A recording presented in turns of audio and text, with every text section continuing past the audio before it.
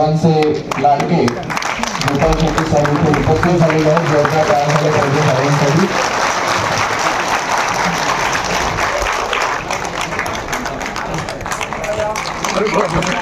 धडक कामगार युनियनचे अध्यक्ष अभिजित राणे यांच्या पुढाकाराने रिक्षा चालकांना मराठी भाषा शिकण्याचे प्रशिक्षण देण्यात आले. हे प्रशिक्षण पूर्ण केलेल्या सुमारे 5,000 रिक्षा चालकांना या समारंभात प्रमाणपत्राचे वितरण करण्यात आले. या प्रसंगी जनसेवक गोपाल शेट्टी यांनी रिक्षा चालकांशी थेट संवाद साधला.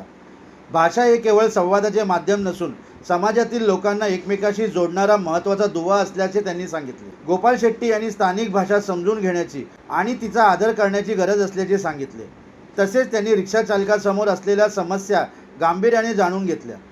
रिक्षा चालकाशी संबंधित पोलीस कारवाईच्या मुद्द्यावर गोपाल शेट्टी म्हणाले की कोणत्याही प्रकरणात तत्काळ कठोर कारवाई करण्याऐवजी संबंधित व्यक्तींना आपली बाजू मांडण्याची आणि समस्या समजावून सांगण्याची योग्य संधी दिली पाहिजे. रिक्षा चालकाच्या प्रत्यक्ष समस्या समजून घेणे गरजेचे असून त्यांच्या समस्याचे निराकरण करणे तर हा मुद्दा योग्य स्तरावर उचलण्यात येईल असेही त्यांनी सांगितले. गोपाल शेट्टी यांनी सांगितले की ते नेहमीच जनहितासाठी आणि जनतेच्या समस्याच्या निराकरणासाठी कार्य करत आले आहेत आणि सामान्य जनतेचा आवाज संबंधित अधिकाऱ्यापर्यंत पोहोचवणे ही त्यांची प्राथमिकता आहे. धडक कामगार युनियनच्या माध्यमातून शहराचे कामगार नेते अभिजित राणे आणि त्यांच्या सर्व सहकार्याने मिळून उत्तर मुंबईत हजारो नॉन महाराष्ट्रीयन लोकांना मराठी वाचण्यासाठी, लिहिण्यासाठी आणि बोलण्यासाठी शिकवलं आणि त्यांना सर्टिफिकेट देण्याचा कार्यक्रम इथे आयोजित केलं.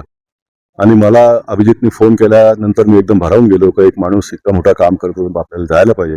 आणि माझा हा जिव्हाळ्याचा मुद्दा आहे, कारण मला भाषेवरती खूप प्रेम आहे. या मुंबई शहरात मराठी भाषिकांनी मला घडवलं, मला मराठी भाषिकांनी इतक्या मोठ्या पदावर पोहोचवलं. आणि मी हे सर्वांना समजूत घालण्यासाठी आलोय का जो मराठी उत्तम बोलेल तो पुढे वाढेल. आणि भाषा हे लोकांना जोडण्याचा एक माध्यम आहे. भाषामुळे लोकांमध्ये फूट पडेल अशा प्रकारचं काम कोणीही करू नये, कुठल्याही राजकीय पक्षातल्या लोकांनी करू नये. आणि म्हणून आजच्या दिवशी मी देशाचे पंतप्रधान सन्माननीय नरेंद्र मोदीजींना आठवण करू इच्छितो, त्यांना धन्यवाद देऊ इच्छितो, ज्यांनी शिक्षणामध्ये त्रिसूत्री भाषेचा कायदा केला. त्याच्यामध्ये लोकल फॉर वोकल म्हणजे महाराष्ट्रामध्ये मराठीला प्राधान्य, नंतर आपल्या राष्ट्रभाषा हिंदी आपण लोकांनी बोललं पाहिजे. आणि अंग्रेजी हे ग्लोबल भाषा आता झाली आहे, त्याशिवाय आपण जगू शकत नाही. तेही भाषा म्हणजे किती सेट झालाय. तुम्ही कुठेही जाल, गुजरातमध्ये जाल तर गुजराती फर्स्ट, हिंदी आणि मग परत इंग्लिश, एकदम सेट सर्वांसाठी. मी ज्या राज्यातून येतो कर्नाटकात आपण गेलात तर कन्नड पहिला, नंतर हिंदी आणि अंग्रेजी. इतका चांगला त्रिभाषाचा हा एक सेट तयार झाला असं आपण म्हणूया. मुंबईतही ह्या भाषा हिंदीच्या बाबतीतही वादविवाद सुरू आहे. तर मला ह्या कार्यक्रमाच्या माध्यमातून हेही सांगावं असं वाटतं का भाषेबद्दल कोणताही वाद व्हायला नाही पाहिजे. भाषा आपण जितकं जास्त शिकलो तितका त्याचा लाभ होत असतो.